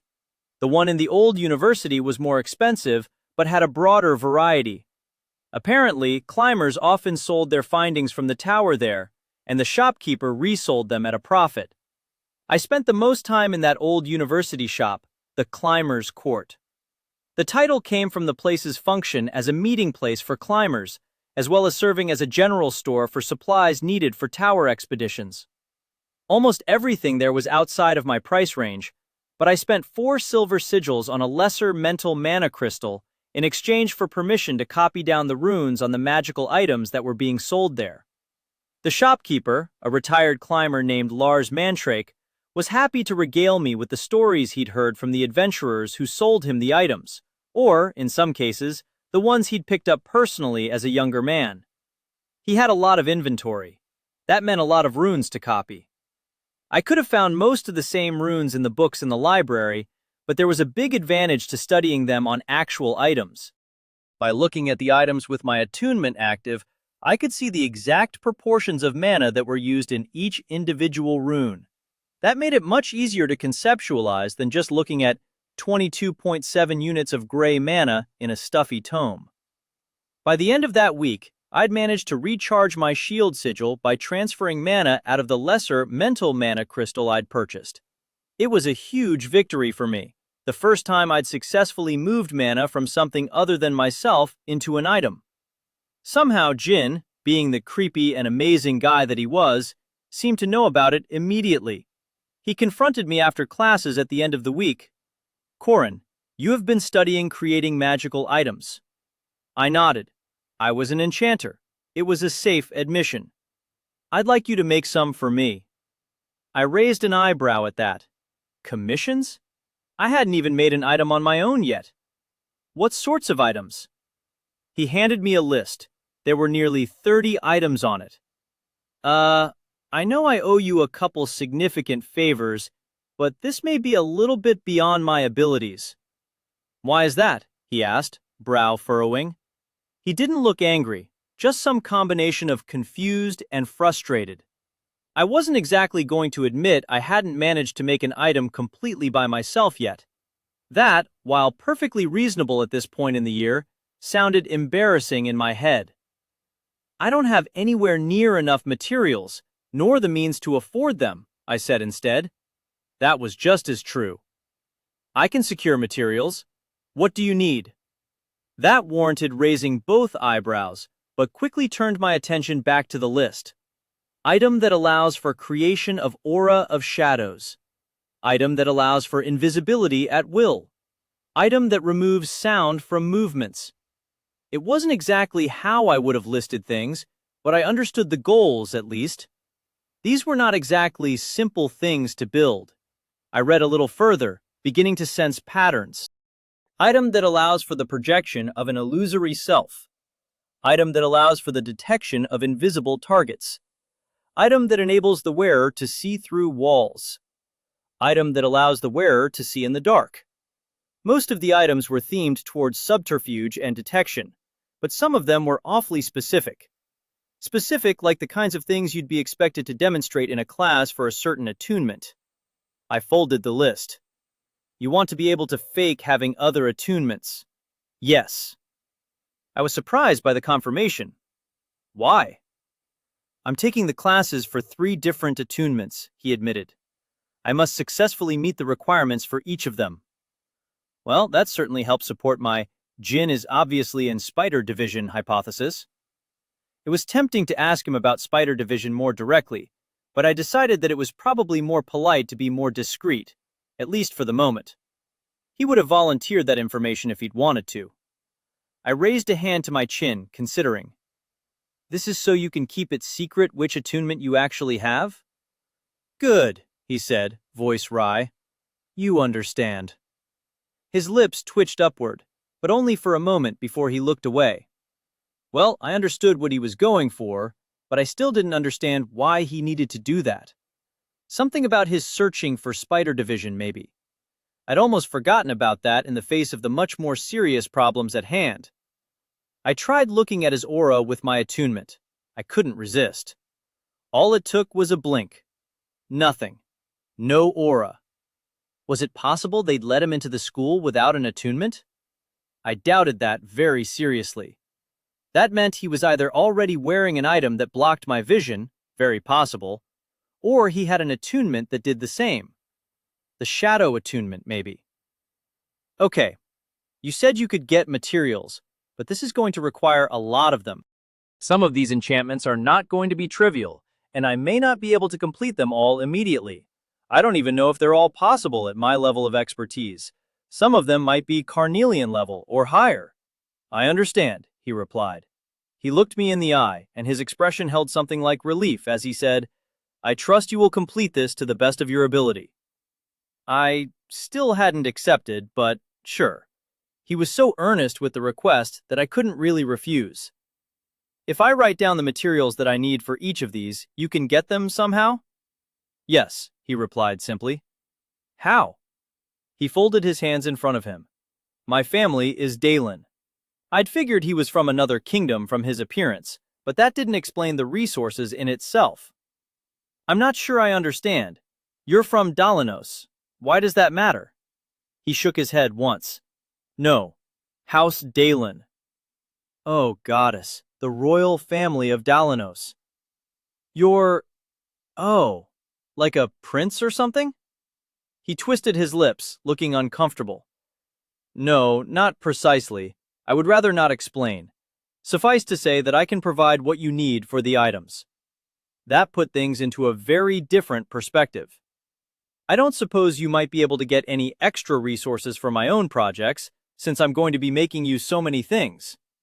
He frowned. You mean more materials? Yes, to practice, and to make myself some items for my own classes. Jin looked away for a moment, his face considering. He turned his gaze back to me. So long as you do not sell them. If you are making things for your own use, this would be acceptable. Huh. That's what I planned, but can I ask why you'd make that requirement? Jin nodded, looking serious.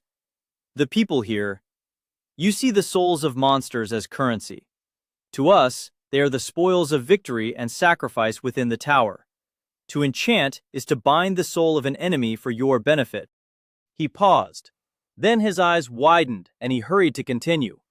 This is an honorable task if done for oneself or for an ally. His expression hardened. But to sell the spoils of bloodshed for coin? That's an insult. He thinks monster cores are souls? Actually, that makes an awful lot of sense. If monsters are essentially mana constructs, and the core is the mana that remains when it dies, it sort of is analogous to a soul, isn't it? But the cores aren't alive or intelligent, at least as far as I know. The core is more like a corpse than a soul. Probably. It was a little bit of a disturbing idea, but something I could investigate later. I extended my hand and he clasped it on the wrist, a very traditional gesture. I believe we have a deal. It took me another week just to look up the enchantments that Jin wanted, look up the necessary component runes, and then look up the materials necessary for said runes. I couldn't make more than 2/3 of them, even if I had the materials. The enchantments were just far too far outside of my skill range. When possible, I suggested alternatives for these. Instead of invisibility, a weak blur effect. Instead of entirely canceling sound, a simple dampening enchantment, like the one Professor Orden had used outside my room. It wasn't satisfying to tell Jin that I couldn't do most of them, but when I marked down that several of his requirements were carnelian or even sunstone level, he understood. We worked out a new list from the alternates, resulting in a total of 8 items I'd have to make. It was during that process that I learned another important limitation. Magical items had a tendency to interfere with other items in close proximity to them. It was something that made a lot of sense, since they'd have overlapping auras, but I hadn't thought about it a great deal until I started considering the practical implications of trying to fake 3 different attunements at once. It didn't help that Jin wasn't willing to tell me which attunement he actually had. That would have saved me a lot of work. But it made sense. Anyone knowing was a vulnerability in his plan. I suspected the teachers had to know what he was up to, but they were a lot less likely to tell than a student. By the middle of the 5th week of classes, Jin had delivered the materials for the first set of items he'd requested, as well as a handful of small crystals for me to use for my own experiments. That handful of crystals would have cost, by my estimates, about 8 times more than my meager stipend up to that point in the year. I was pretty pleased. The enchanting itself, however, was a lot of work. Having an attunement on a part of my body that I wasn't willing to use made everything inefficient. Channeling the mana from a single small crystal into a rune only took me a few minutes, but it also drained some of the mana in my own hand, which was used to facilitate the transfer. That meant I needed to wait hours between each enchantment, just to recuperate the mana I was using. Since my attunement was linked to my mind, that mana would have regenerated much faster, about 4 to 5 times faster, according to my books. But the more I thought about the possible side effects, the more I worried the harm I could cause if I did anything wrong. It was the end of my 5th week when I finished my first enchantment, a copy of the standard university shield sigil etched into the inside of my room's door. I'd need to recharge it periodically, but it felt amazing to power a rune myself for the first time and see it flicker to life. I was working magic. For the first time, I felt like my attunement was real, something to be proud of. I basked in that for a little while, even as my hand throbbed from the effort of moving the last bit of mana into the runes. It was great finally having that simple defense in place, but it also made me think about how many other defenses were missing. I had a lot of work to do. Patrick and I were on our way to dueling class when I noticed something unusual. I stared at the machine blankly for a moment, not quite processing what I was seeing. Is that an automobile? I pointed at it as I spoke, and Patrick turned his head. Oh, wow! I've never seen one. We both walked a little closer to the horseless carriage, which was a simple, open-roofed design. It was parked at the moment, and there was already a growing crowd of other students standing around it. It would have been easy to mistake for a normal carriage that simply didn't have horses attached if it wasn't for the metallic pipe jutting upward from a box on the rear. We approached in spite of being dangerously close to being late to class. It was just too interesting to miss. And this one's engine is powered by a combination of 3 types of mana, primarily motion. Unfortunately, the operating drain is too fast for it to refill itself, so we have to periodically refill the mana chamber. We use liquid mana for this model, but they have a few crystal run models in Caleford. The speaker was a tall, black-skinned gentleman with an attractive suit and wide-brimmed hat. He was leaning back against the vehicle, near the wheel. From his accent and skin, I assumed he was a Caleford native, which also helped to explain how he had the wondrous vehicle. The Kalish were famous for their mechanical achievements, including inventing trains nearly a century ago, and more recently, these automobiles. I'd heard stories that they even had ships that could sail through the skies. I was interested in seeing one someday. How'd he get the automobile all the way here? Did he drive across the continent? I'd never heard of anyone making the trek all the way from Caleford in a small vehicle like this. The broken lands between Caleford and Valia were inhospitable at best, and rarely traversed before the advent of the railway. Maybe he was an inventor and constructed one here. I tried to get close enough to the engine area to inspect the runes, but there were too many other students in the way. The speaker laughed. I wasn't expecting this much attention. You kids have good eyes. If you like what you see, I'd start saving up now. I'll be bringing the first ones to market around the time you graduate, and if you want a slice of the profits, I am looking to hire a few extra hands.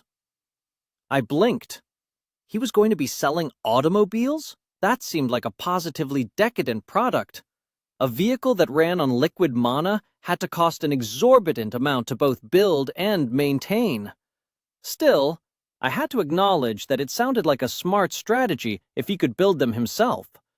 The wealthy would probably bid extraordinary sums to be among the first few Valiant citizens to own one. It would be a symbol of success, and my fellow nobles loved those. He started handing out trade cards to some of the students. Those were yet another rarity here in Valia. I'd seen a handful of them in my life, but printing them was too expensive to be worthwhile for most small-scale merchants. I took one and glanced at it. Most of the card was text, but it was accompanied by a colored image, another sign of great expense, of the gentleman himself holding a stylized key. Aloris Corrington carriages. All models and varieties available. Early orders for our unique mana carriages available. Inquire at our office. Offices at 12 Edinger Lane in Beaufort. I didn't recognize the address, but Beaufort was the name of the city right outside of the academy. That helped explain why he was marketing his business right here. A number of the students and professors would be wealthy. If he was the first person producing automobiles in Valia, he stood to make a tremendous profit. Corrington? That name sounds familiar somehow. I marked his name down on a list of people I'd consider working for if I needed to make some money during my second year. A mana engine undoubtedly would require enchanters to work on it, so I'd probably be a good candidate for one of the assistants he was looking for. He'd probably need alchemists to make fuel, too. Learning how to do that would be useful. I was still daydreaming about how I'd go about making an engine from scratch when we arrived at dueling class. Fortunately, Lord Teft arrived even later than we did. Unfortunately, he was also carrying a large, unlabeled box. Teft had toned down his antics from directly assaulting students down to merely pairing us up for progressively stranger forms of practice. But from his smirk, I could tell this was probably going to be worse than usual. Teft lowered the box, dropping it the last few inches for a heavy thud. Today's lesson is one of the most critical things you will ever learn. Right. Just like every other lesson. Got it. Teft sat on top of the box, folding one leg over the other. By now, unless you're particularly daft, you've picked up on the fact that the world has a large number of different types of mana, and each attunement only has access to a few. In a duel, you need to understand how to properly counter any type of magic you encounter. He thrummed his fingers on the box, scanning the class as he spoke. In most cases, your best solution when a spell is hurtling at you is to get out of the way. This is not always practical, however, especially in enclosed spaces or for particularly quick spells. Thus, it is important to know how to counter them. There is a simple rule that I expect you to commit to memory. Like deflects like, opposites nullify. That actually was interesting information, if it was true. After a moment of silence, he waved a hand expectively. Repeat the phrase, class. Like deflects like. Like deflects like, we droned, out of sync. At least it wasn't as bad as when we tried to sing the Valiant anthem. I shuddered every time I remembered that cacophonic dirge. Horrible, but good enough, I suppose. Now, what does that actually mean? A sufficiently powerful spell constructed of the same type of mana as an attack will deflect the offending spell onto a different trajectory. A spell is weakened from the impact and may lose cohesion, dispersing entirely. This is why you rarely see simple bolts from dueling canes bouncing off of shields. If you want to guarantee that you're going to nullify a spell entirely, however, you don't use the same type of mana. You use the opposite. That was interesting. I'd always assumed some opposing mana types trumped others. I would have guessed that fire would evaporate water, but when I thought about it, I suppose that water was equally good at dousing fire. It probably came down to the magnitude of the effects themselves. Teft stood up. For countering spells of varying types to be practical, you will need to learn each type of mana and its opposite. I'm not going to teach you here. You can read a book. In the meantime, we'll do something more practical. Someone had made the mistake of standing to indicate she had a question. It took me a moment to realize it was Marissa, who probably should have known better. Then again, she was also the most likely to survive if Teft didn't like what she had to say. What happens if two spells collide that aren't the same or opposites? Fire and lightning, for example. Teft groaned. Not important for the current lesson, but if you must know, they generally explode. The interactions between non-opposing mana types are more complex. There are charts, but you shouldn't be worrying about that, because you shouldn't be using those types of mana to counter each other. Like deflects like, opposites nullify. There are precious few scenarios where you will need to know anything else. I could think of several. I had only a very limited number of types of mana at my disposal, so knowing which ones I could use to counter enemy spells without detonating myself would be useful. Teft's lessons, as usual, were more applicable to Shapers and Elementalists, both of whom had immediate access to more combat-focused magic than I did. Now, if we're done with asking, Sarah stood up. Ah, a cadence has decided to disrupt the class again. Yes? I smirked. At least we were making ourselves stand out. Sarah matched my expression, apparently unbothered. What's the opposite of gray mana? Teft folded his arms. Doesn't exist. Now, questions are over. On to the box. There's no opposite to gray mana? That sounded wrong. I mean, if gray was some kind of combination of all the types of mana, maybe it was true. Still, it felt like everything should have an opposite. I'd have to look into that later. The teacher stood, reaching down to a lock on the side of the box and flicking it. The lock came free, and he opened the top. Line up. You're each getting a new cane for today's lesson. We formed a line and then approached one at a time. Teft handed each of us a long cane, similar in style to his own. It had 2 runes on the handle, similar to a standard dueling cane, but no evidence of a blade within. As he handed each of us a cane, he also paused to check the status of our shield sigils and refill them. He must have an absurd amount of mana if he can refill the sigils for an entire class without any sign of effort. At least a couple hundred? I'm going to have to research what the upper limits on human mana look like. That seems pretty high. Once we each had a cane, he gave us a brief warning not to do anything with them yet, and then waved for us to follow him. He led us to an unfamiliar single-story building of solid stone. Within was a large arena. It was probably about 100 feet across, maybe 30 feet wide. There were white lines painted on the floor, dividing the room into thin, rectangular sections like the lanes in a swimming pool. Or more like a racetrack, given how thin they were. I didn't think we'd be having a foot race in class, but given Teft's unpredictability, I could never be sure. On the far side of the room, I saw about a half a dozen people sitting behind a table. They looked a little older than us, but not old enough to be teachers. Either recent graduates or second-year students then. Judges, maybe? I hadn't had to do any dueling with a judge yet, not unless that first spar with Teft counted. It was a bad time for me to jump into a duel. Most students were going to have picked up a few tricks with their attunements by now, but I didn't have any useful enchanted equipment yet. I was basically in the same situation that I would have been on day 1, aside from maybe having a bit more mana from daily practice. Split up into 2 even groups and face each other. Team 1 is going to stand here. He pointed to a line near one wall. Team 2 should be opposite them. Each of you should be standing within a lane. As we followed his instructions, the people on the other side of the room stood from their chairs and started heading our way. There was nothing saying I couldn't be strategic, so I tried to position myself opposite from a student I thought I could handle. Unfortunately, virtually all the students I knew personally had an advantage against me. I paid more attention to students that I knew would be a major threat. I hadn't bothered to examine the others as extensively. I used that to narrow the field, setting myself opposite from an elementalist who I hadn't seen do anything impressive yet. Elementalists had a lot more firepower than I did, but ultimately they were among the most predictable duelists.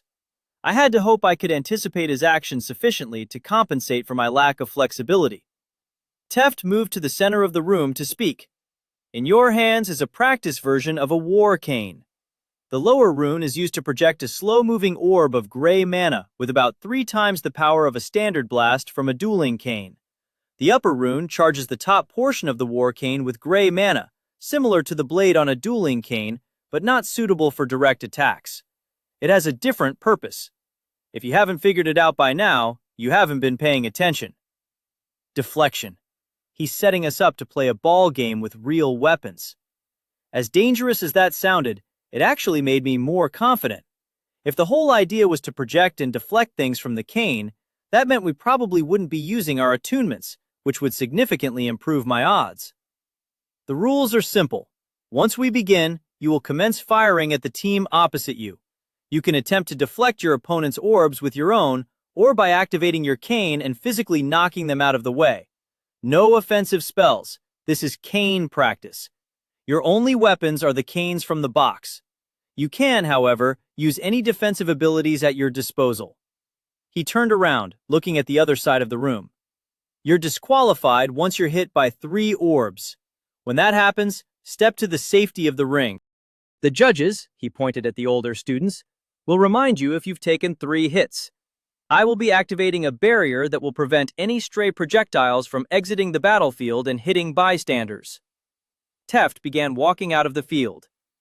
You'll be scored both based on hits you land, deflections, and how long you last.